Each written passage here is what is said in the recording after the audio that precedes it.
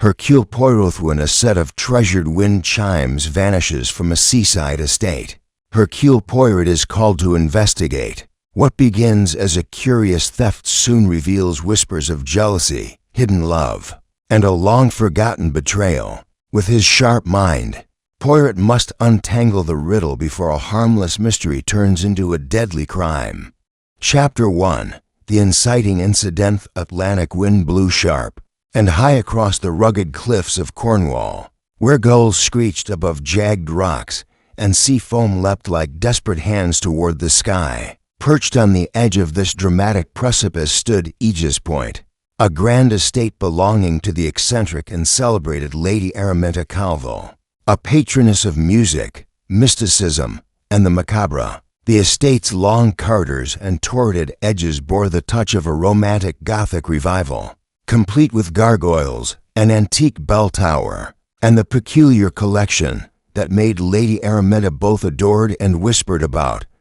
That collection, as every guest knew, included her wind chimes, dozens of them, no to alike crystal, copper, bone, bamboo sourced from every corner of the world. She claimed they each held a distinct spiritual resonance, a harmonic fingerprint that revealed truths beyond words. And once a year, she hosted what was infamously known as the Harmonic Gathering, a 3-day retreat of guests, musicians, clairvoyants, and socialites, all invited to experience the resonance of the soul through the voice of the wind.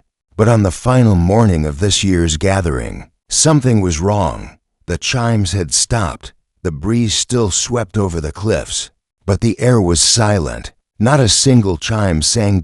It was the chambermaid who first noticed. Young Gwen Lockett, on her way to prepare Lady Araminta's lemon tea, froze as she passed the music gallery's open balcony, where once a cascade of sound greeted her each dawn.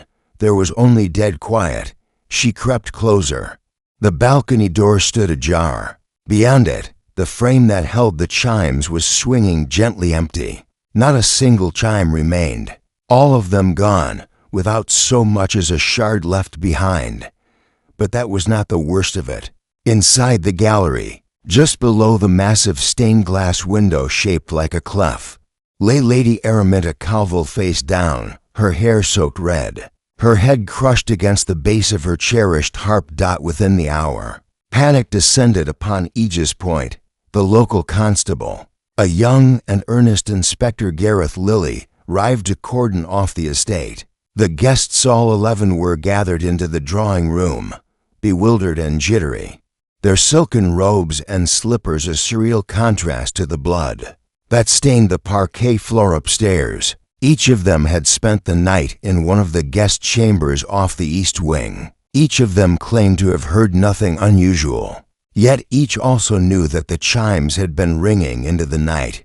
Lady Araminta had insisted on a midnight wind ritual, which she conducted alone. Now, her most prized possession was missing, and she was dead. Inspector Lilly took notes with a furrowed brow. There were no signs of forced entry. The weather had been clear, the estate locked. No chimes had been found, not in the garden, not in the sea below. But what puzzled him more than anything was the placement of the body. The wound was not consistent with a fall. It was a precise, brutal blow to the head with the tuning pin of the harp, a curved metal object usually used to adjust tension in strings. But Lady Araminta's hand still clutched the wind chime journal she used religiously. Its final page had been torn clean out. At midday, a car crunched its way along the gravel path leading to Aegis Point. Out stepped a small, fastidious man in a trim gray suit, his mustache impossibly neat, his gait precise as clockwork. Behind him came a taller, affable gentleman in a checkered coat, notebook already in hand. "Poirot," said Inspector Lilly as the detective approached. "They told me you were in Devon for a lecture." "I didn't expect." "Non, mon ami," Poirot interrupted gently.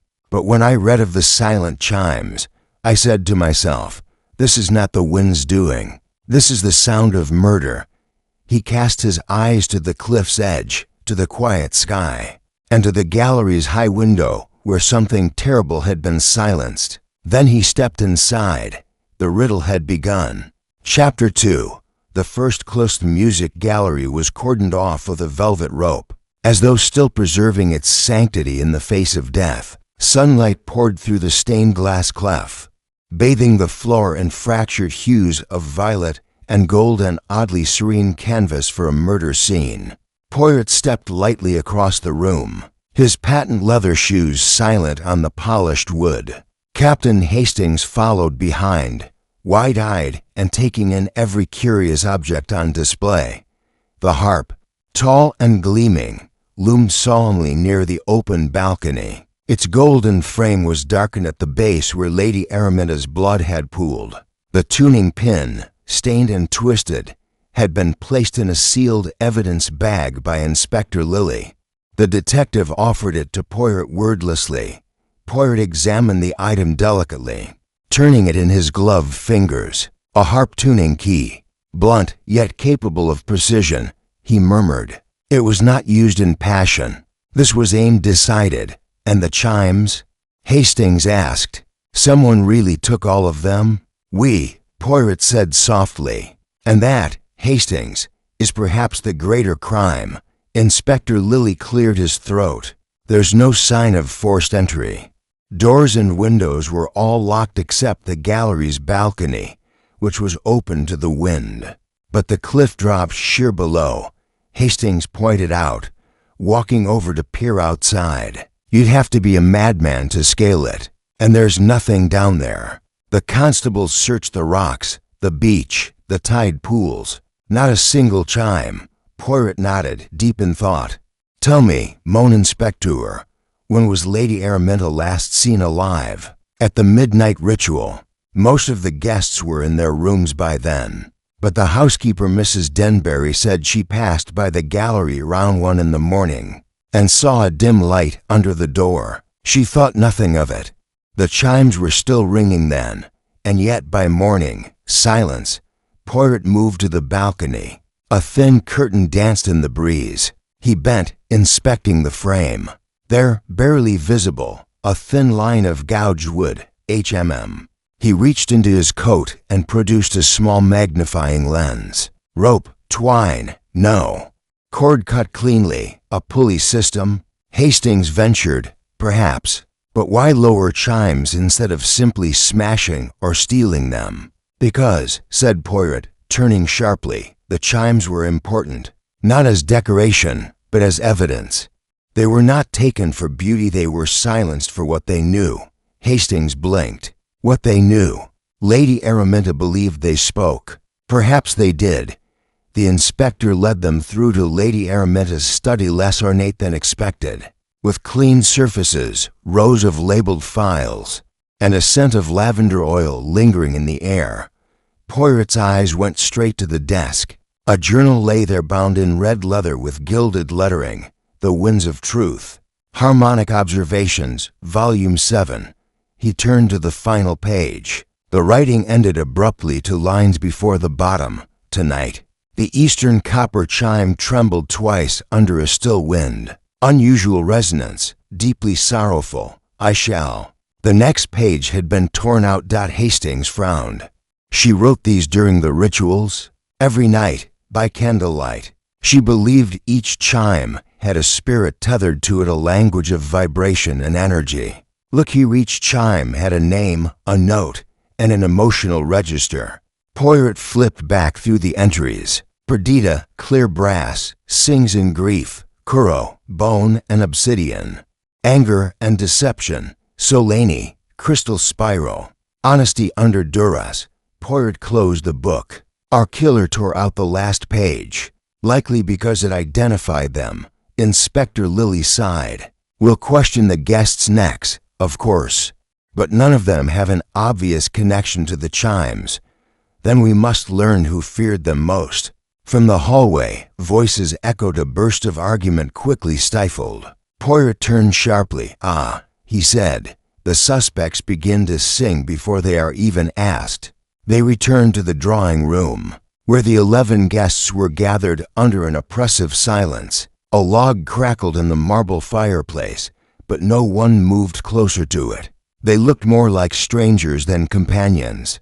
Poirot allowed his eyes to rest briefly on each face, the polished composer with trembling hands, the widow in mourning silk, the sharp-eyed professor adjusting his spectacles, a young woman in a plum dress who avoided all eye contact, and at the edge a man in a paisley scarf nervously clicking his pen. He turned to Hastings. "Each of them brings their own wind," he whispered. "Now we must discover who blew hardest against Lady Araminta's fragile harmony, even if they didn't hear it." Poirot gave a small, sly smile. "Ah, but mon ami, they heard it, even if only in their conscience." Chapter 3. The gathering of suspects. The drawing room at Aegis Point exuded the sort of unease that only the presence of murder could inspire. Heavy velvet drapes muffled the wind outside, and a grandfather clock ticked too loudly in the silence. Poirot stood at the center of the room, hands folded behind his back, casting a sweeping gaze over the 11 guests who now formed the tragic chorus of Lady Araminta's final performance. Inspector Lilly cleared his throat. "If you'd all kindly cooperate, Monsieur Poirot, and I will ask a few questions. No one is permitted to leave the estate until the investigation concludes." Murmurs rippled across the room.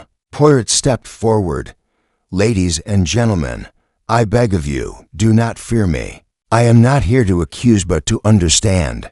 Murder, you see, is not born of chaos. It is a product of order, a reason, hidden, masked by emotion. It is, in its terrible way, quite logical." He gestured to the guests. "Let us begin by learning who you are." A middle-aged man with silver at his temples rose first. His suit was immaculate, his tone dry and faintly dismissive. "Edric Thornlaw, composer. I've known Lady Araminta since our Cambridge days. We often collaborated. She believed sound could be used to unlock memory. She had curious theories." Poirot nodded. "And did you value her beliefs?" Thornley's lips twitched. "I indulged them. Her passion was contagious. But no, I never shared her spiritualism." Next stood a tall, severe woman with an angular face and tightly pinned gray hair. "Beatrix Crail," she said. "Retired schoolmistress. Lady Araminta was my cousin, though I dare say we never saw eye to eye. She enjoyed stirring the air with dreams and riddles. I preferred the order." Hastings leaned toward Poirot. "She looks like someone who could kill a cat with a glare." Poirot didn't respond, his eyes moving instead to a younger guest barely out of her 20s, with pale skin and dark, anxious eyes. "Saskia Elwood," she said softly. "Araminta was my godmother. I stayed with her often. I loved her dearly." Her voice faltered. Poirot observed her hands, tightly clasped, knuckles white. Next came a man in his 40s, flamboyant in a paisley scarf and linen trousers, his smile a little too polished. "Lucian Dorn. I'm an art dealer, or was. Araminta and I met in Marrakesh. She once traded me a Tibetan bell for a set of antique chimes from Kyoto. A woman of exquisite taste." Poirot inclined his head. "And business between you?" Lucian hesitated. "Mutually beneficial, mostly." A quiet man cleared his throat and rose. Tall, balding, with thick spectacles that magnified his watery eyes. "Dr. Gideon Fell," he said, adjusting his glasses. "I'm an acoustic psychologist. Lady Araminta invited me to observe the ritual for my ongoing study on harmonic frequencies and emotional triggers, and you found her research valid. She was unconventional, yes, but not foolish. There was logic in her madness." Poirot gave a slight smile. "One must be careful when logic hides beneath madness. It is often the most dangerous kind." At this, a woman in mourning attire let out a brittle laugh. "Forgive me," she said, dabbing her eyes with a black lace handkerchief. "Valeria Voss. I lost my husband recently. Araminta said the wind could help me grieve. I thought she meant it metaphorically." Hastings looked puzzled. Poirot simply observed her silence After that, a silence that felt like a second confession. Two more stood together, a married couple. "Neville and Coral Thatch," said the man briskly. "Investment banking. We funded Lady Araminta's spiritual foundation last year," Coral added, with a nervous smile. "She told me once the wind knew my secrets. I didn't realize she was serious." Poirot raised an eyebrow. "And what secrets might those be, madam?" Her smile faltered. The final two stood together, a glamorous woman in a sapphire shawl, and a stocky man with a face like a closed fist. "I'm Moira Lane," said the woman smoothly. "Cabaret singer." Araminta said my voice carried echoes from another life. The man beside her grunted. "Frank Hobb, security, hired muscle. She kept me around when the guests got too mystical for their own good." Poirot turned to Inspector Lilly. "We have a circle, closed, 11 individuals, all with ties to the deceased, each with a different cord: grief, resentment, debt, fear. And any one of them could have struck the final note," Lilly said. Poirot nodded. "Or all of them could have helped compose it." He glanced again at the storm-silent balcony. "At the open void where wind chimes once danced, the music has stopped," he said. "But the echo remains." Chapter 4. Poirot arrivaces. The guests dispersed under Inspector Lilly's instruction, some retreating to their rooms, others lingering in hushed groups in the corridor. Hercule Poirot remained in the drawing room, perfectly still, eyes closed. "Thinking, Poirot?" Hastings asked, leaning on the mantel. Poirot's eyelids fluttered open. "Oui, Hastings. Listening." "To what?" "To silence," Poirot said simply. "It is louder than you imagine. A silence left behind by stolen music. It is unnatural. It speaks." Inspector Lilly entered briskly, carrying a tray of coffee. "I thought perhaps we could begin the formal interviews shortly, if you're ready." Poirot nodded, accepting the demi-tasse with thanks. "Before that, I would like to walk the estate. The grounds, the layout, it is important. I understand the setting, non?" "Of course," Lilly said. "I'll accompany you." No, said Poirot with a slight smile. "Captain Hastings will join me. You must remain to ensure none of our guests attempt to flee into the storm." Lilly gave a tight nod. The rain had begun to needle the windows thin and fast, carried by the wind, though still not enough to drown out the quiet outside. The gardens stretched away from the east wing in a neat yet surreal patchwork, spirals of stones meant to enhance spiritual flow, small statues of faceless nymphs, and scattered wooden wind towers, all eerily still now. "Odd place, this," Hastings muttered. "Never seen wind chimes taken so seriously." Poirot adjusted his hat against the breeze. "Ah, but that is the point, mon ami. She took them seriously. To her, they were not merely decorative. They were instruments of truth. And now they are missing. One does not silence a voice unless one fears what it will say." They circled the cliffside path, which ran just below the gallery's balcony. Poirot paused at the edge, peering up at the jutting stone and the swinging, empty chime bar above. "No debris," he murmured. "No broken fragments. Even if they had fallen, something should have remained. Could someone have pulled them up from below? Maybe by rope?" Hastings offered. Poirot smiled faintly. "You remember the cut cord on the frame?" "Yes, someone lowered them down, carefully, methodically, but not to the sea." Hastings frowned. "Then where?" Poirot pointed to a structure tucked behind a row of hedges, a weathered gazebo half hidden in creeping ivy. "Let us look there." They approached the gazebo. Its wooden floor was slightly warped from sea air, and wind-carved vines crawled up its supports. But inside, dust and stillness. "Except there," Poirot said, pointing to a faint scuff mark. "On the floor, see? A round groove, as if something hung and turned gently." Hastings knelt, brushing the wood. "Dust's disturbed. Something was moved." Poirot examined the ceiling, small metal hooks embedded in the beams. "At least 6. Perfect for chimes, but why move them here? Poirot didn't answer immediately. He stepped out of the gazebo and surveyed the garden, then turned and looked back at the main house. You see, Hastings, from this angle, no one from the windows above could see this place. It is hidden, and yet, he turned toward the sea. The wind flows directly through here, so they were hung here, briefly, perhaps for a final performance one heard only by the killer. They returned to the main house, where Mrs. Denbury, the elderly housekeeper, was waiting in the foyer. "Excuse me, sir," she said with a small curtsy. "You asked earlier about Lady Araminta's habits. I've something you might find curious." Poirot inclined his head. "Please." She kept a second journal, not like the red one. This one was private, hidden in her dressing table drawer. "I thought you should have it." She handed Poirot a leather-bound book, much older than the previous one. Inside, the handwriting was the same, but the tone was different, less mystical, more calculated. Flipping through, Poirot stopped at a page dated 2 weeks prior. "I believe someone is trying to manipulate the chimes." The resonance of Poirot shifted dramatically last night. It sang of betrayal. Not the wind's doing, I'm sure of it. Someone wants to deceive me or silence what the chimes reveal. I must be cautious now. Even among my friends.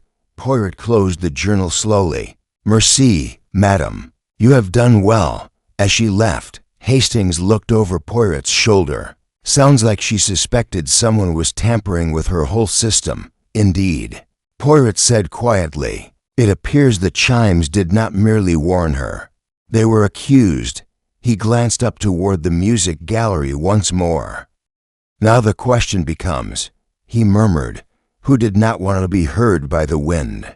Chapter 5. Initial interviews begin. The library at Aegis Point was a stark contrast to the rest of the house. It was free of crystals and chimes, lacking incense and symbols. Floor-to-ceiling bookcases lined with first editions created a heavy silence of their own. Poirot had chosen it deliberately for the interviews. It was a room of facts, not feeling. Inspector Lilly sat quietly by the door, notebook in hand. Hastings stood near the tall windows, pretending not to eavesdrop. Poirot, of course, was seated at the center, hands tented, expression unreadable. "Send in Mr. Thornley first," Poirot instructed. A moment later, the composer entered, shoulders stiff, mouth drawn in a disapproving line. He sat down across from Poirot and adjusted his cufflinks. "Mr. Thornley," Poirot began smoothly, "how would you describe your relationship with Lady Araminta?" Thornley exhaled. "We were companions of shared interests. She believed in mystical acoustics, I in structured harmonics. I respected her fervor, if not her conclusions." Poirot tilted his head. "And the chimes?" She claimed each had a spiritual tone. "I indulged her." Poirot lifted an eyebrow. Yet in her private journal, she suspected someone was manipulating the chimes. "Tell me, do you know anything about that?" A flicker crossed Thornley's face. "No, though I'd hardly be surprised if someone did. Her collection attracted obsessive minds. You do not consider yourself one of them." Thornley's smile was tight. "My music obeys rules. The chimes did not." Poirot let him go with a nod. "Merci, monsieur. That will be all for now." Next entered Saskia Elwood, nervously clutching a silk handkerchief. She sat gingerly, her eyes flitting from Poirot to the window. "You were close to Lady Araminta?" Poirot asked gently. "She was my godmother. After my parents died, I spent summers here." Poirot softened his voice. "Did she confide in you? About the chimes? About any suspicions?" Saskia's lip trembled. "She said they were trying to tell her something, that they were changing. She didn't sleep much toward the end. I think she was afraid. Of someone here?" She hesitated. "I don't know. She said one of the chimes Poirot was resonating with betrayal." "Did you touch the chimes during your stay?" "No, never. She was very strict." We weren't even allowed on the gallery alone. Poirot nodded thoughtfully. You may go, mademoiselle. Thank you. Saskia fled the room as though chased by ghosts. Lucien Dorn entered next, flamboyant as ever, though his eyes seemed sharper than before. You knew Lady Araminta through business? Poirot asked. Dorn smiled. Oh, we exchanged more than goods. Ideas, symbols, artifacts. She had a hunger for the unseen. And what did she give you in return? Access, he said with a grin. Collectors pay well for mystique. Poirot leaned forward slightly. Did you ever pressure her to sell the chimes? I offered to broker them once. She refused, said they would speak when ready. It was maddening enough to silence them. Lucien's eyes cooled. Are you accusing me, monsieur? None, I am observing. You may go. Beatrix Crale entered like a warden inspecting a classroom. She sat ramrod straight. Your cousin, Poirot began, was, by your own words, eccentric. Frightfully so. She believed sound could reveal sin. You disagreed? Of course, but I loved her, in my way. Still, I didn't meddle in her rituals. You were awake at 1 in the morning, were you not? Her eyes narrowed. I take warm milk at midnight. I heard chimes. Then silence. A sharp silence. Dead. Final. I thought it was the wind dying. Seems I was wrong. You may go, Miss Crale. Poirot watched her leave. Her posture never faltering. Dr. Gideon followed. Blinking behind his thick spectacles. You're a psychologist of sound, yes? Yes, studying the connection between auditory resonance and emotional response. Lady Araminta's chimes were fascinating. If unorthodox, you believed in their power, in their psychological impact. Certainly. She constructed associations between each chime and a specific emotion. The brain, when trained, reacts to such cues. It's not mysticism, it's programming. Would that make it easy to deceive her? To tune the chimes falsely? Fell adjusted his glasses. In theory, yes, but it would take subtlety and access. Poirot nodded. Thank you, Doctor. As Fell exited, Hastings moved closer. They're all hiding something. Naturellement, Poirot said. The question is not who hides, but why. Who's next? Poirot's eyes flicked to the list. The widow, Madame Valeria Voss, and after that, Poirot laced his fingers, voice low and certain. After that, Hastings, I believe the wind will begin to whisper again. Chapter 5.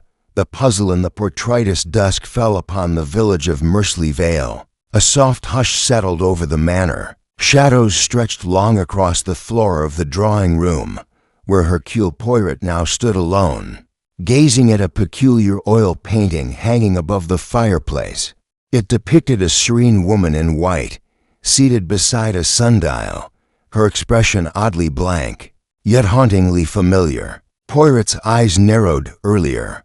Colonel Darnley had mentioned the portrait was of his great-aunt Beatrice, the former mistress of the estate, but something about it unsettled Poirot. Not the subject, but the sundial. It was set to a specific time for 17 and cast a shadow not matching the room's direction.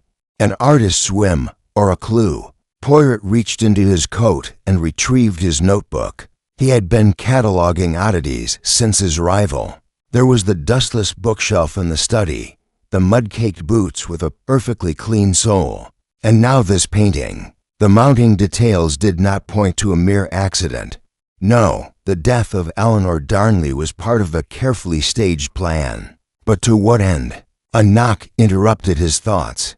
Inspector Maddox entered with his usual skeptical frown. Sheila Darnley's alibi checks out. Maddox reported. She was at the vicarage during the time frame, arranging flowers for the festival. 3 people confirm it. Poirot nodded but didn't look away from the portrait. Yet her presence here, mon ami, is felt in other ways. The scent of lilac in the corridor, her diary conveniently missing, and the heavy guilt in her gaze.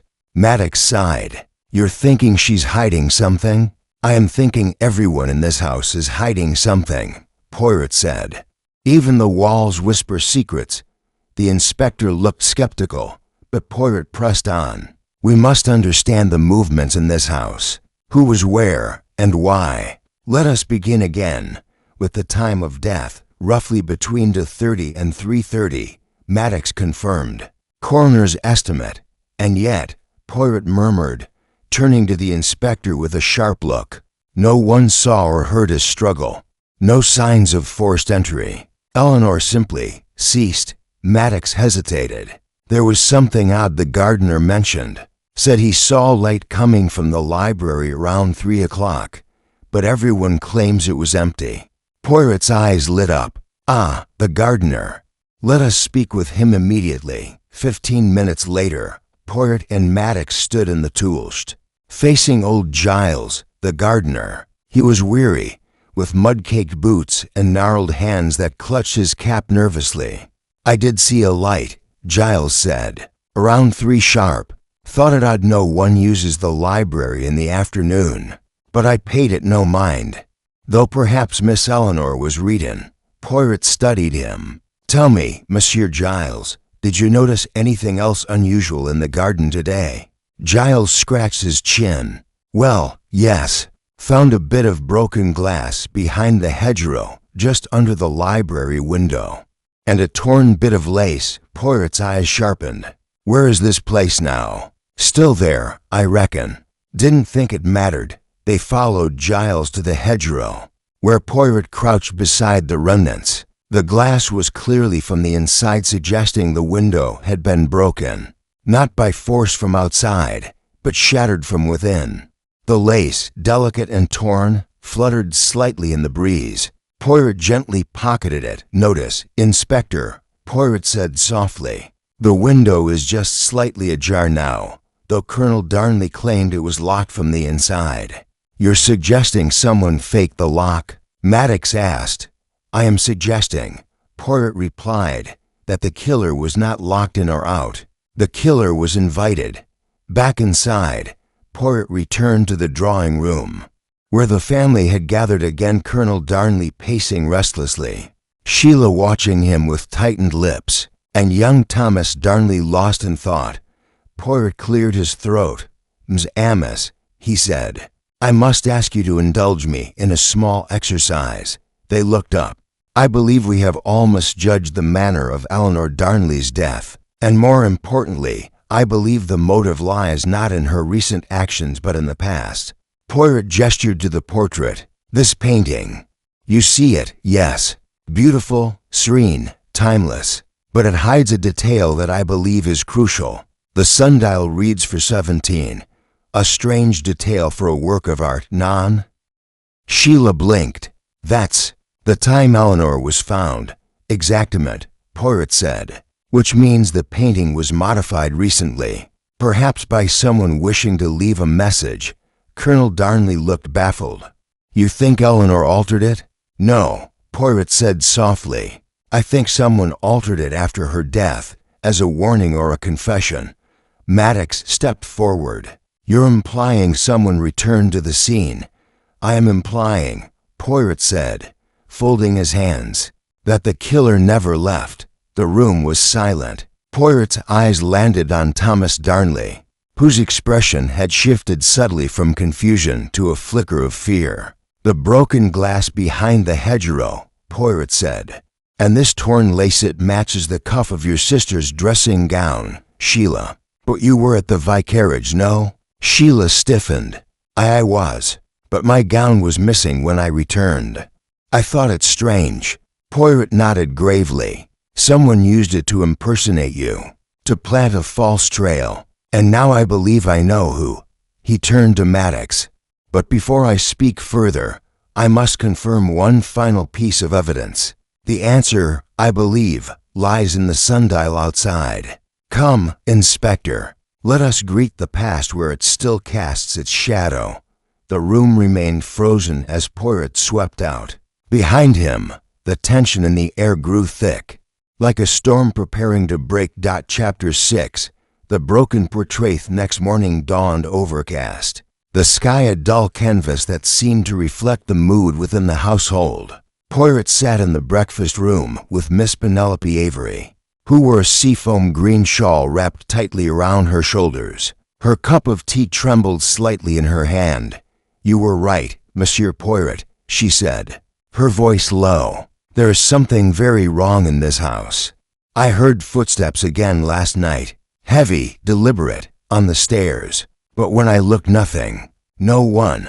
Poirot stirred his coffee with precision, his expression unreadable. "And did you hear them before or after midnight?" "Just after, around 12:15. I checked the clock." She hesitated. "I thought for a moment they might be real, but then I realized." "The dog didn't bark." "Ah," said Poirot softly. "The observant lady notes what is not as well as what is. A silent dog, mademoiselle, can say a great deal." Before Penelope could respond, a loud crash echoed from the corridor beyond the breakfast room. Poirot and Penelope both stood. Their footsteps hurried down the hall toward the drawing room, where the sound had come from. Mrs. Hargrove stood just inside, her face pale, eyes wide. A large, ornate portrait lay face down on the floor. The heavy frame was cracked along one side. It was the old portrait of Lady Eleanor Marston, the matriarch who had died mysteriously decades ago. "I was just dusting," Mrs. Hargrove stammered. "It fell on its own. I didn't touch it, I swear." Poirot knelt and gently lifted the frame. The painted canvas had torn along one edge, revealing something odd behind it. An envelope, aged and yellowed, tucked between canvas and backing. With careful fingers, Poirot withdrew it. "It appears," he said gently, "that Lady Eleanor was keeping secrets long after her death." He opened the envelope. Inside was a brittle sheet of paper handwritten, with faded ink, "To whomever finds this, my death was not of illness. He poisoned me. You must look behind the garden wall. It is hidden there. I write this before I lose the strength to speak." Poirot folded the letter. "Mademoiselle Avery," he said, "would you be so kind as to fetch Inspector Whodunit?" Chapter 7.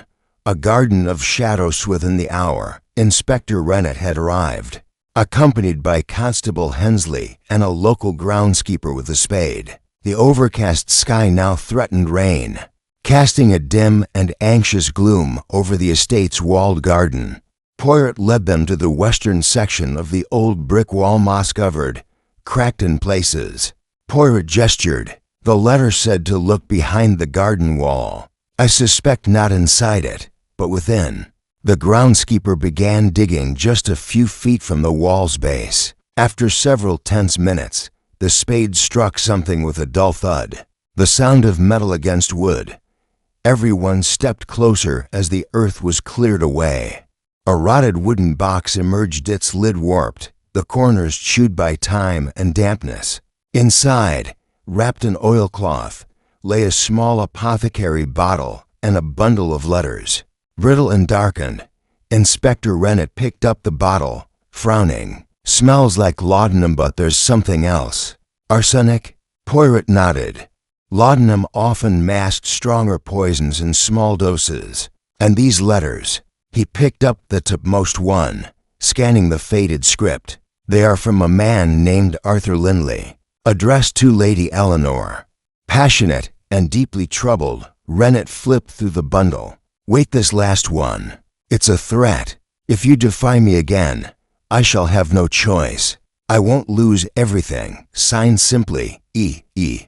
Poirot repeated, his voice soft. "Could that not be Eleanor herself?" "Unlikely," Penelope said. "She was left-handed.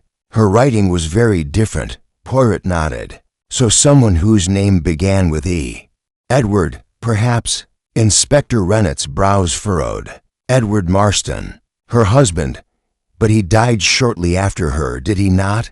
Penelope said. Poirot's eyes narrowed. "Yes, and some believed his death was one of grief. But perhaps it was fear, or guilt." A silence fell over the group, heavy as the clouds above. Poirot turned toward Whodunit. "We must examine the old Marston physician records, and I must speak again with Mr. Franklin Marston." There are threads here, loose ones that lead to the present. As they made their way back toward the house, Poirot paused at the threshold of the garden.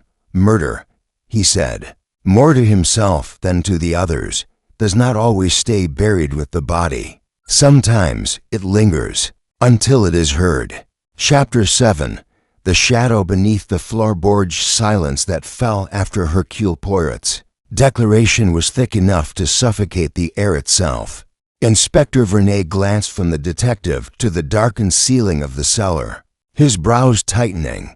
"I suggest," Poirot said gently, "we examine what lies beneath. The ceiling bears the footprints, yes, but it is what lies under the floor that hides the truth." With measured care, the inspector signaled the constables. A crowbar was fetched, and with some difficulty, the dusty floorboards were pried open. A sickly, damp odor wafted up, a mix of earth, decay, and something unmistakably human. Beneath the boards, in a shallow hollow barely 3 feet deep, lay the decomposed remains of a man. The body had been hastily wrapped in what appeared to be a painter's tarp, now clinging to bone and cloth with moldy persistence. Lady Whitcomb staggered back with a choked cry, clutching the banister for balance. Poirot's expression did not change, though his eyes glinted with cold fire. Who is it?" Vernet asked, his voice barely above a whisper. "That," Poirot murmured, "is the body of Mr. Francis Delcourt, the missing gardener, and the first to vanish from this accursed estate." Lady Whitcomb's knees buckled, and Poirot reached out swiftly to steady her. "I thought he ran away," she gasped. "He vanished after that night when he swore he heard voices in the walls." Poirot's voice was calm but unyielding. "No, madam, he did not flee. He was silenced." Vernet's jaw tightened. "And you think this has something to do with the footsteps?" "I think," Poirot said, turning toward the cellar door, "that we have been looking too high. While the footsteps may have danced above our heads, the true secrets have always lurked below our feet." As the constables moved to recover the body, Poirot climbed the steps and returned to the drawing room, where the other guests had gathered. Viscount Arledge, Miss Ravenna, Dr. Holcroft, and Mr. Tatham each wore the same mask of shock, though Poirot noticed the beads of sweat on the Viscount's temple, the way Miss Ravenna wrung her gloved hands, the hard blink Dr. Holcroft gave to hide something flickering behind his eyes. Poirot stood before them, hands neatly folded. "I must beg your patience," he said. "For the case, she is nearing clarity, but one piece eludes me still. I ask you all to remain under this roof for another night." "No," Miss Ravenna exclaimed.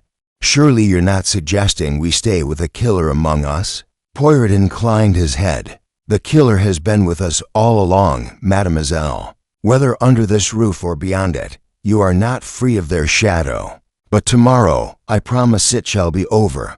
There was grumbling, but none dared defy him.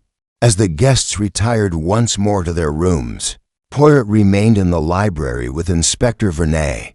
"You know who did it," Vernet said, crossing his arms. "I know many things," Poirot replied, "but not the why. And the why, mon ami, is everything."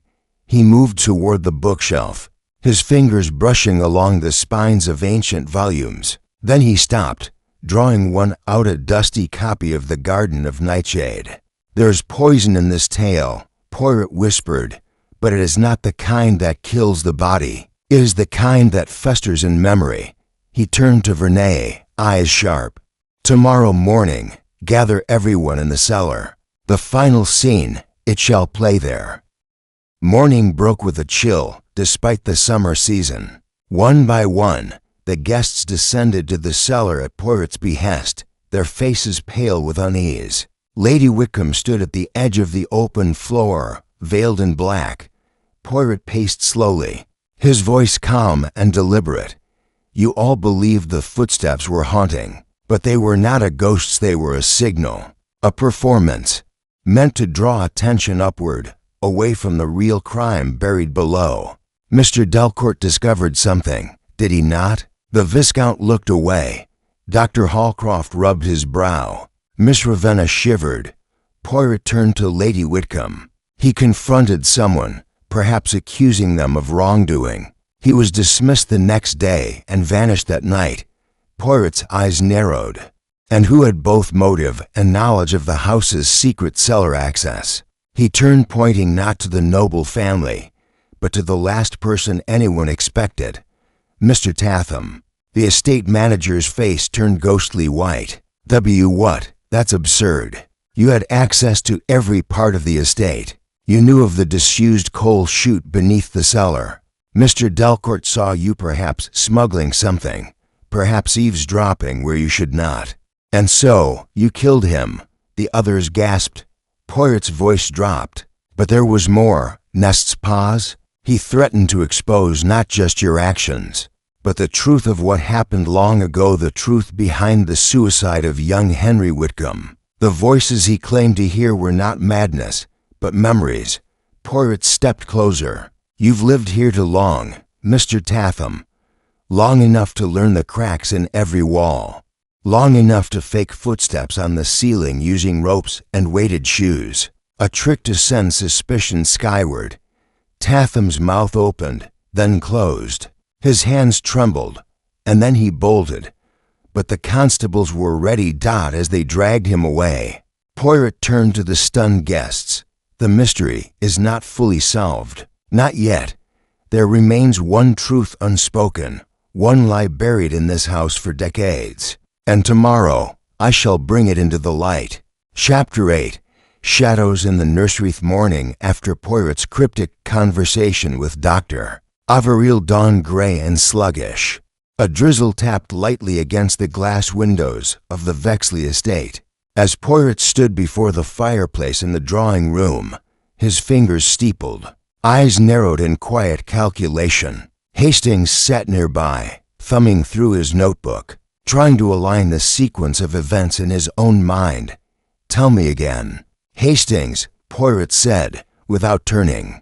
When you entered the nursery with Mrs. Vexley, what exactly did she say before she fainted? Hastings frowned, thinking back. She said something like, "He's not supposed to be there." Before she lost consciousness, Poirot nodded slowly. Not what she saw, but who she saw.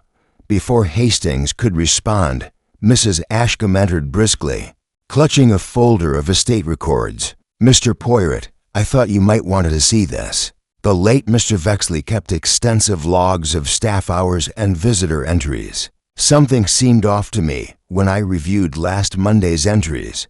Poirot took the folder, flipping through the carefully maintained pages. His eyes locked on a single line. "Ah, look, Hastings. The name Mr. Henry Milett appears. A private art dealer. Do you recall, Hastings, the painting in the nursery? The one of the ladies in the red shawl?" "Yes, quite peculiar to hang that over a child's crib." Poirot nodded. "And most curious, this Mr. Milett. He is known in certain Parisian circles for dealing in high-value stolen art." He turned to Mrs. Ashcombe. "Madam, was there ever any indication the Vexleys owned valuable artworks?"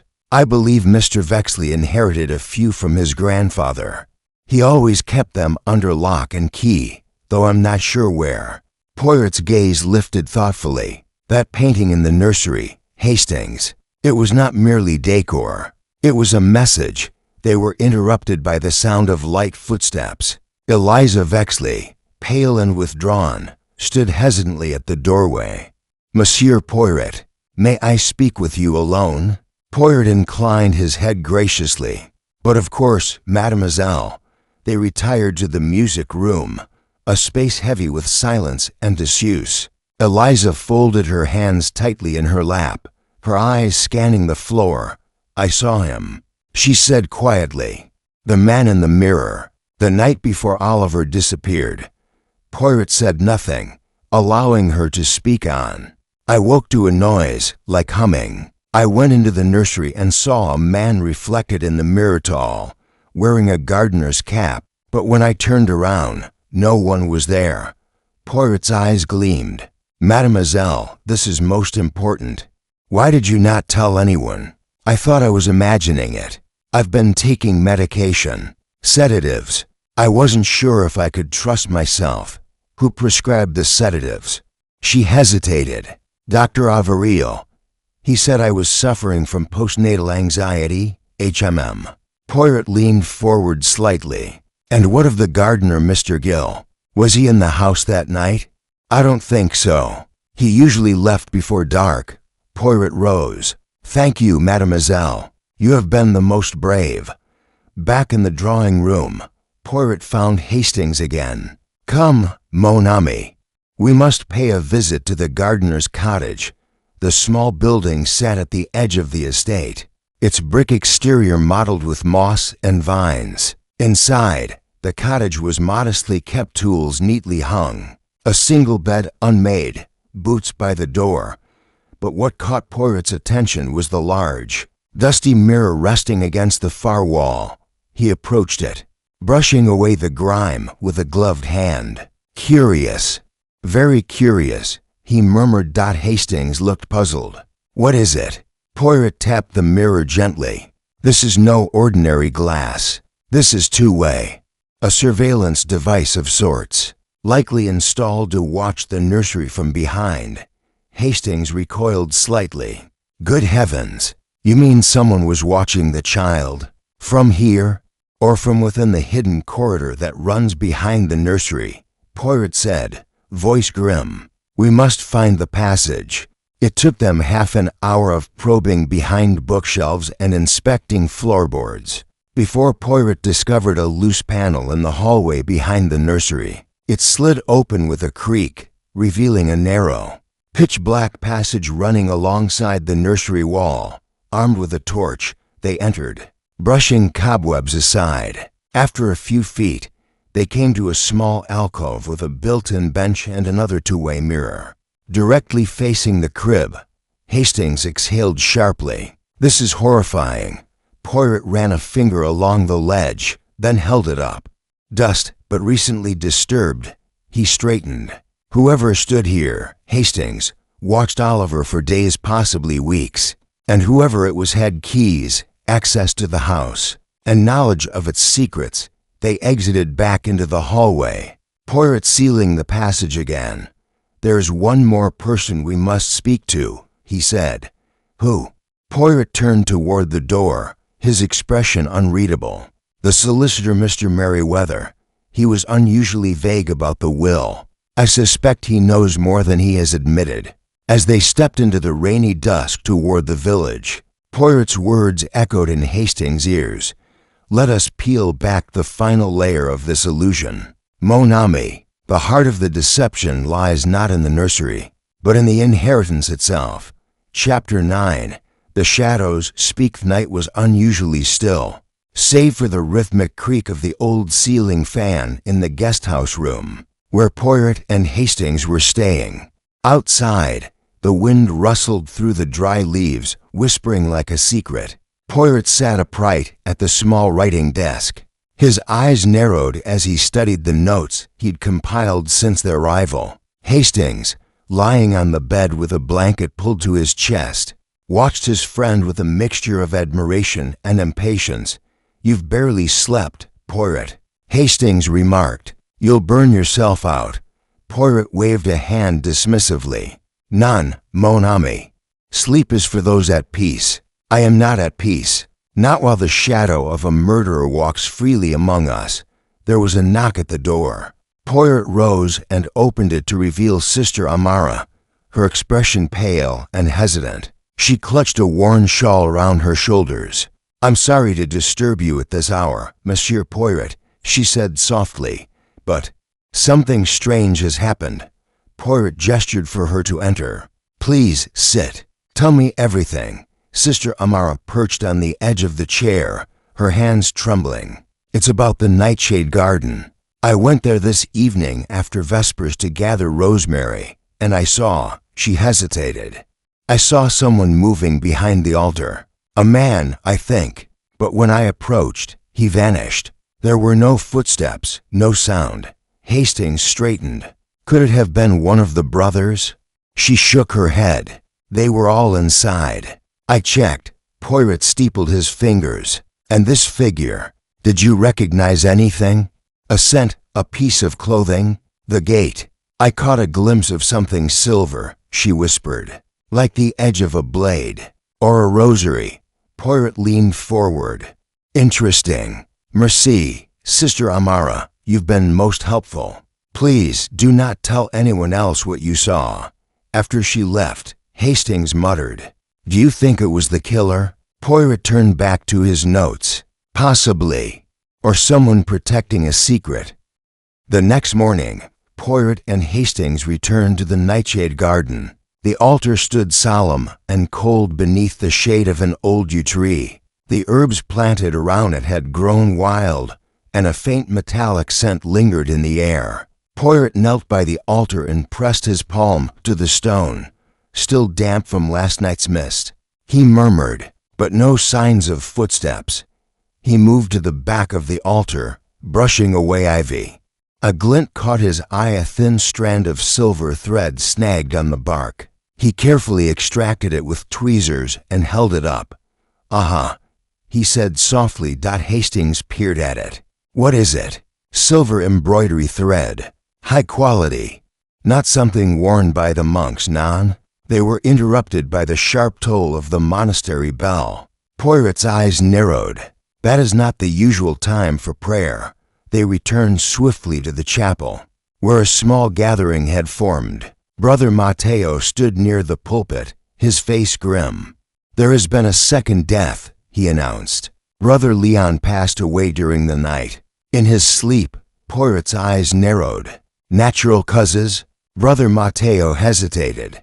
There was no struggle, but the physician found traces of a white substance beneath his fingernails. Poirot turned to Hastings. The game escalates, mon ami. We must act swiftly. Back in their room, Poirot spread out all of his clues. The cryptic note, the altered manuscript, the vial of crushed herbs, the silver thread. To deaths, one ritualistic, one silent. He closed his eyes and muttered, Why would someone kill in a place dedicated to peace? Unless the peace itself is the disguise. Hastings looked at him curiously. What do you mean? Poirot tapped the manuscript. Brother Anselm was translating forgotten texts, one of which was said to contain the hidden gospel of the Nightshade, a heretical version of Scripture. Suppressed centuries ago, the Church would never allow that knowledge to resurface. Hastings said slowly, precisely. But what if someone here wanted it to resurface, or feared its return? A knock interrupted them. This time, it was Brother Matteo. You asked me to inform you if anything odd occurred, he said. We found something in Brother Leon's cell. I thought you should see it, in Brother Leon's cell. The walls were bare except for a single painting of St. Peter holding keys, but when Poirot examined the frame, he noticed scratches along its edge. With care, he removed it from the wall, revealing a hidden cavity. Inside was a small scroll, aged and cracked with time. Poirot carefully unrolled it. The text was in Latin, but the heading was unmistakable. Evangelium Tenebrae, the Gospel of Shadows. Hastings frowned. That's what Brother Anselm was rumored to be translating, wasn't it? Poirot nodded slowly. And now, Brother Leon is dead. It cannot be a coincidence. Brother Matteo looked distressed. Do you think Brother Leon was the one translating this? Non, Poirot said. He was protecting it, and someone else wanted it buried. Later that evening, Poirot stood once again in the garden, the scroll locked safely in his valise. The moonlight made the herbs shimmer like silver dust. He turned to Hastings.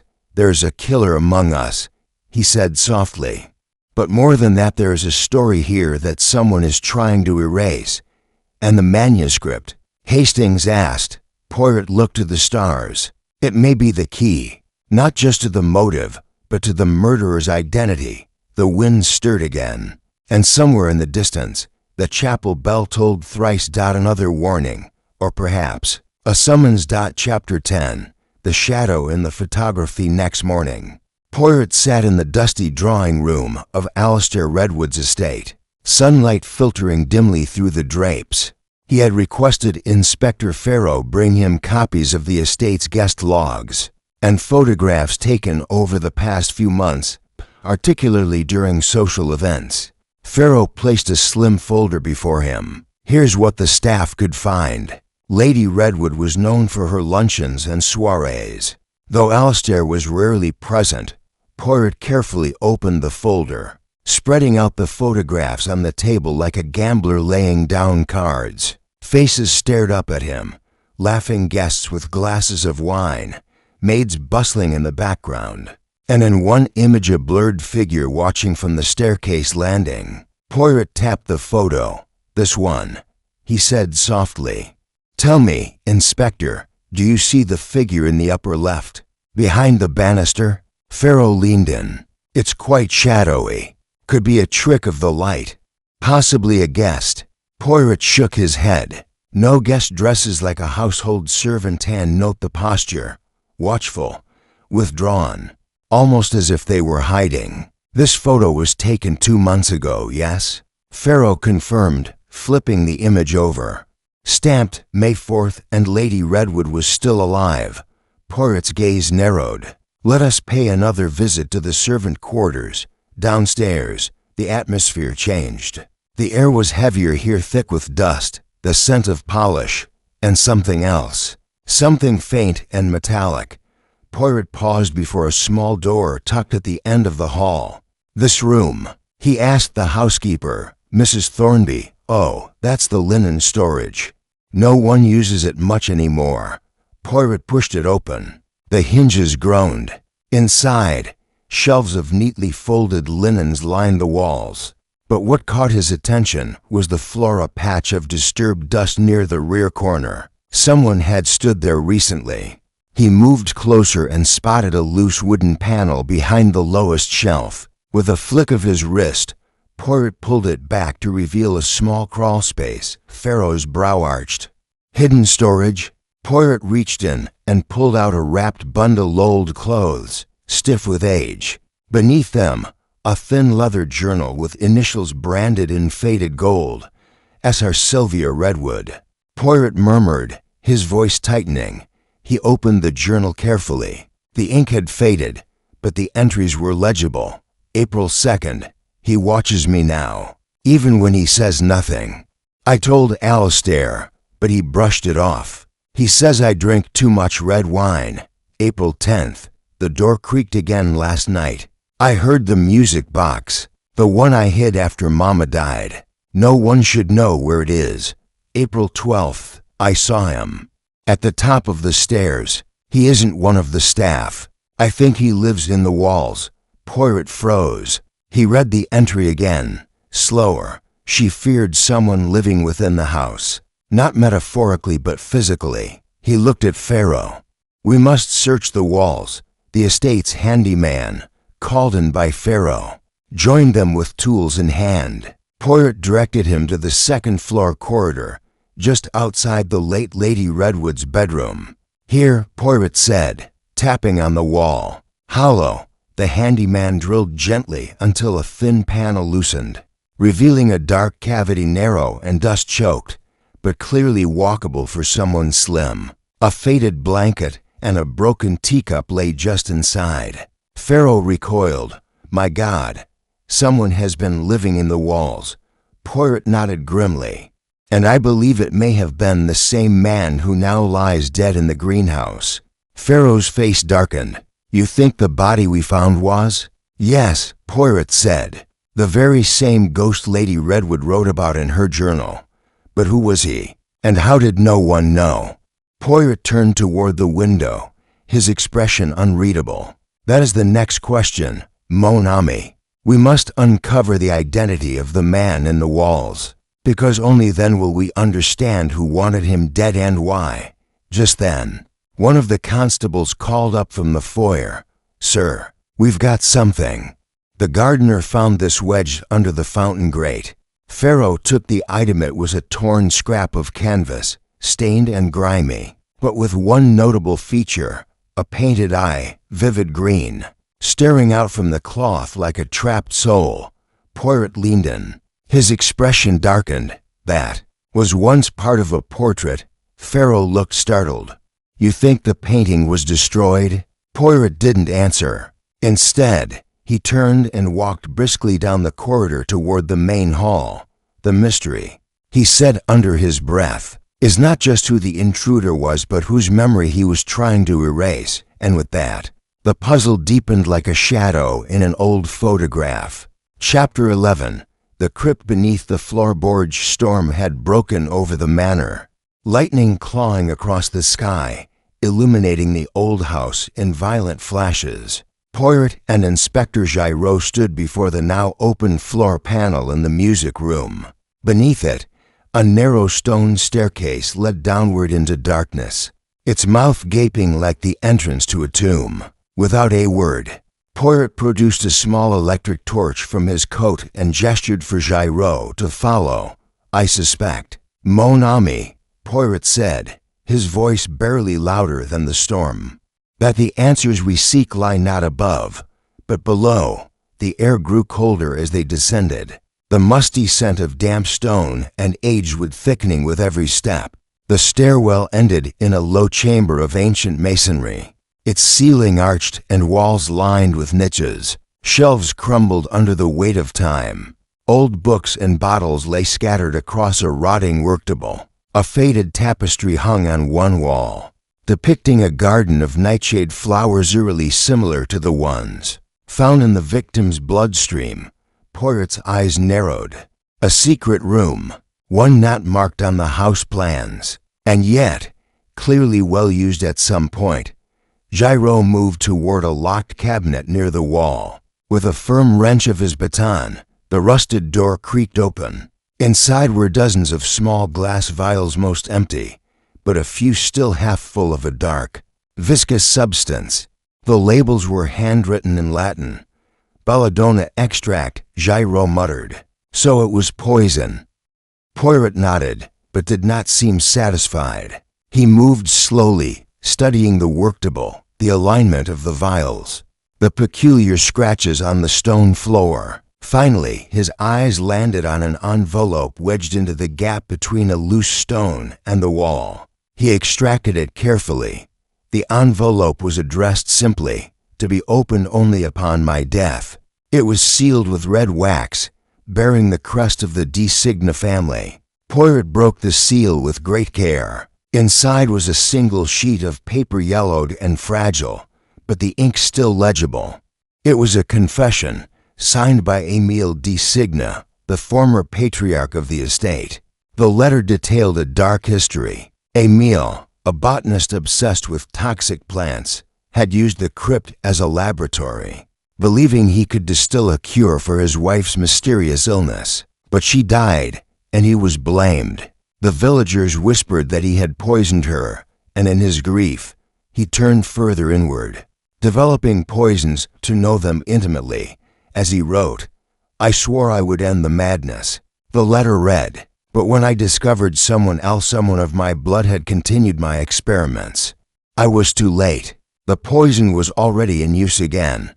Poirot folded the letter slowly. A family legacy, inherited not in gold, but in death. They returned to the surface. The thunderstorm now reduced to a soft patter of rain.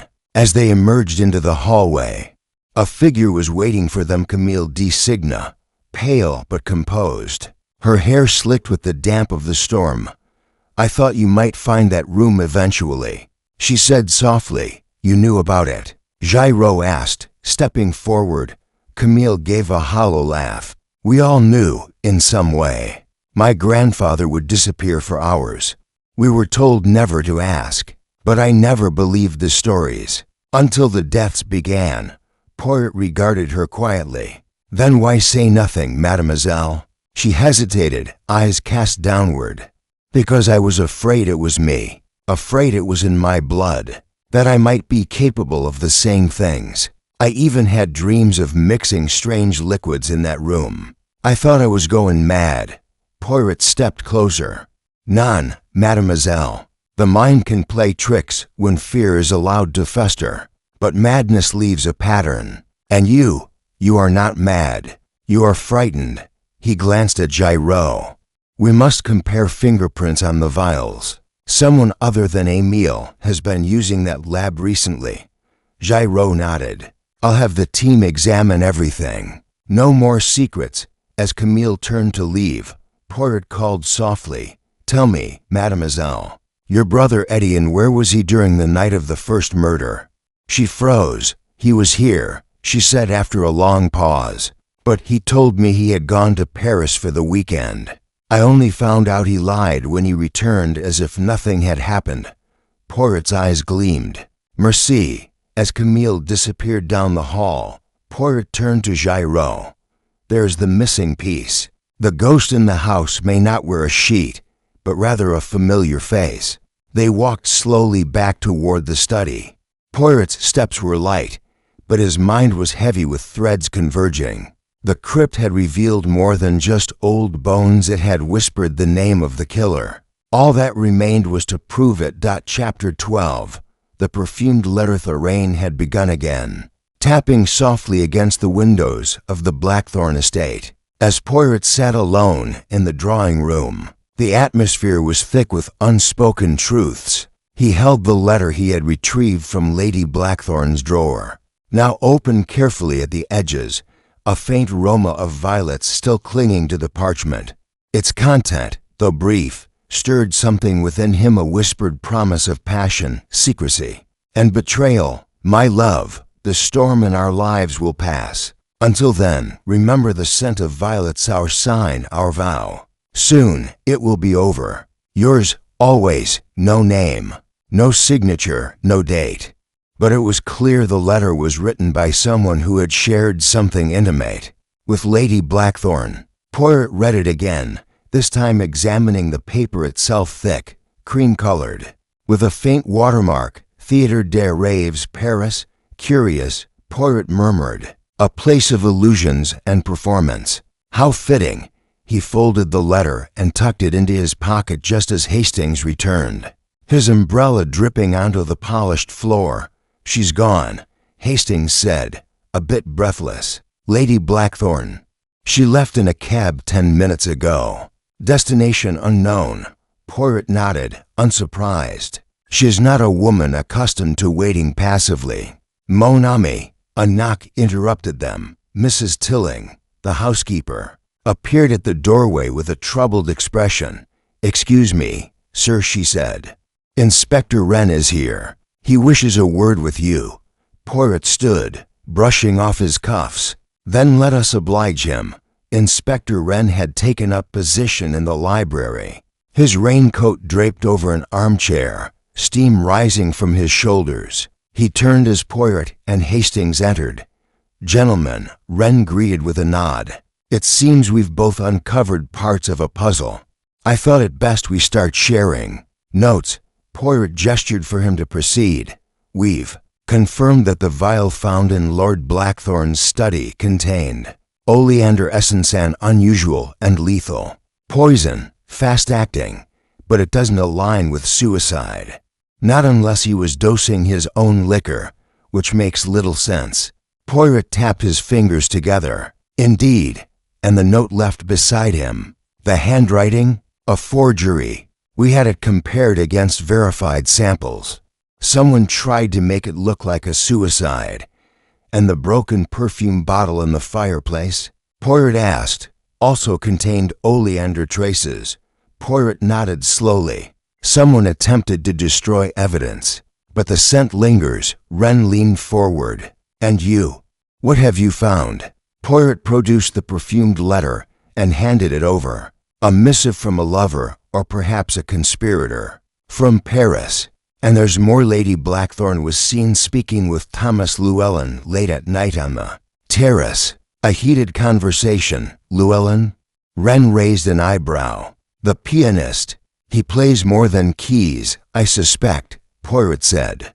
"There's a tangle here. Inspector, a web of jealousy, inheritance, and hidden alliances." That evening, Poirot requested one more private conversation with Miss Eleanor Blackthorn, the deceased's niece. She arrived nervously, clutching her shawl, her eyes avoiding his. "I won't be long."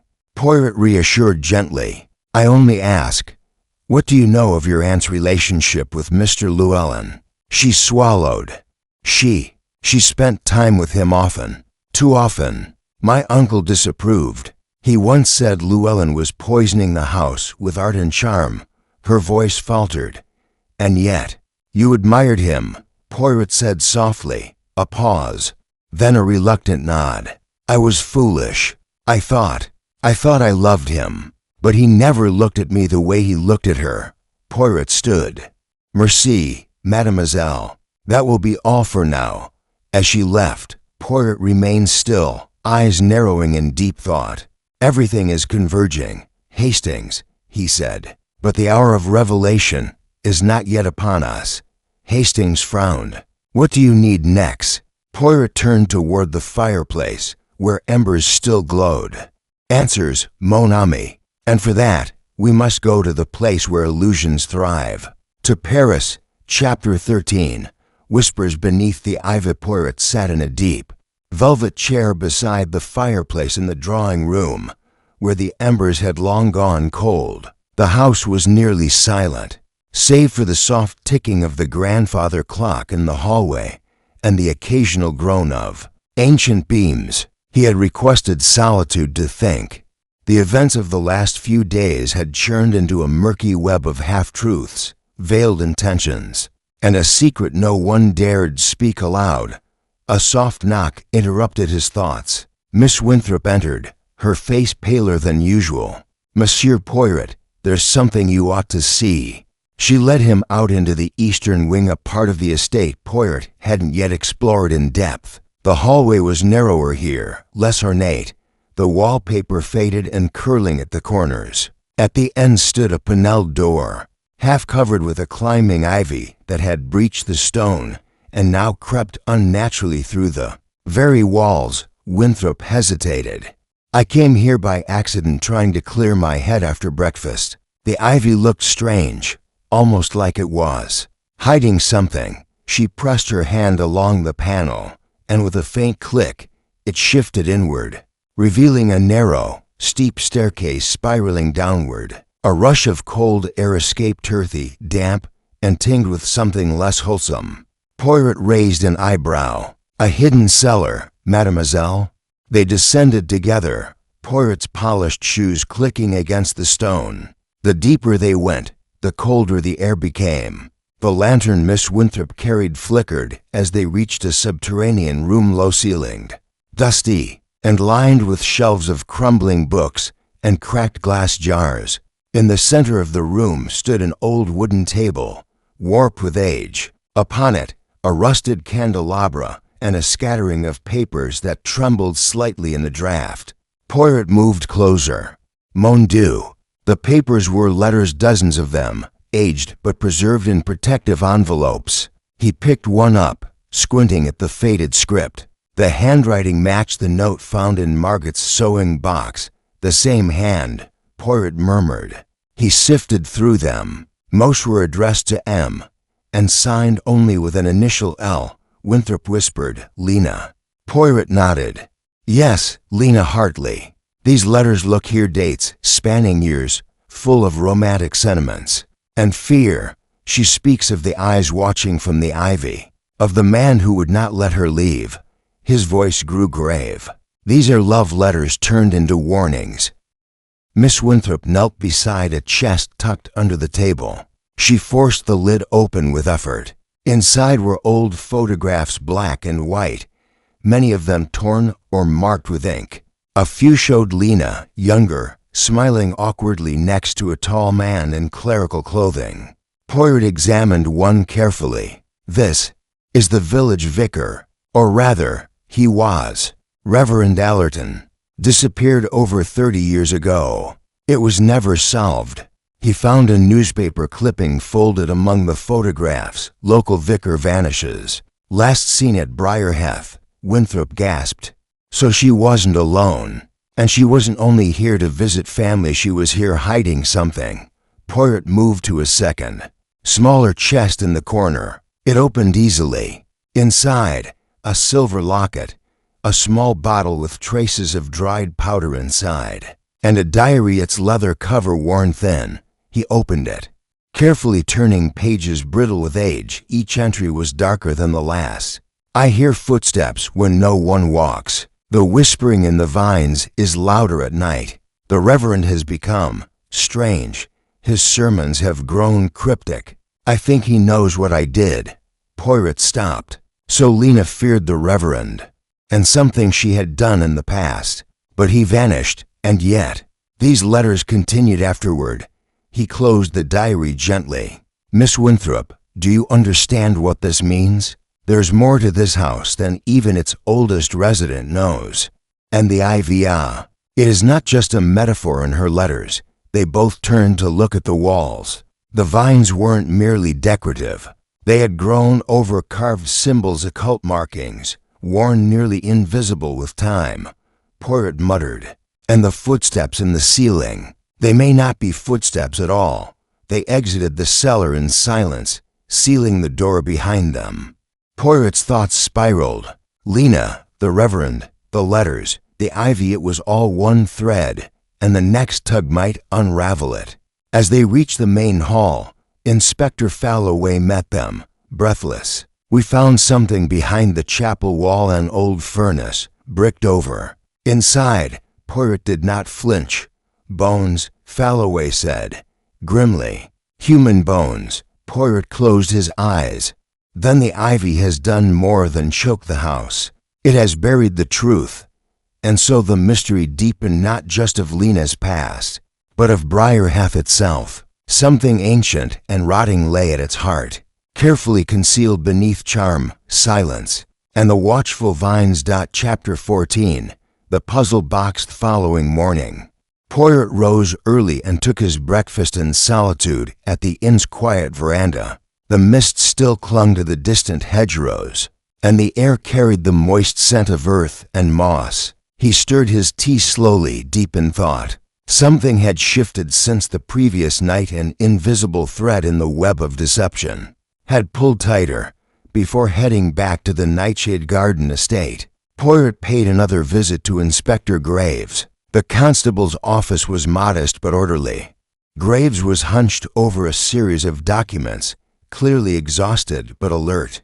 I received the report on Mr. Eerilly's prior employment, Graves said without greeting. There's nothing illegal, but it's odd. He worked at an apothecary in Bath, a very particular one, specialized in antique herbal remedies. Closed down after a client died mysteriously. No charges, but Eerily left town the same week. Poirot nodded slowly. A curious coincidence. Graves leaned back. That's not all. The gardener Lewis, he's been in and out of psychiatric treatment. Night terrors, hallucinations. Apparently believes the garden talks to him. Poirot's eyes twitched with interest. I would like to speak to Lewis again. But first, may I borrow one of your fingerprint kits? Graves raised an eyebrow. You think someone tampered with something? None. I think someone was meant to tamper and did not. Back at Nightshade Garden, the household was still tense. Lady Halifax looked pale.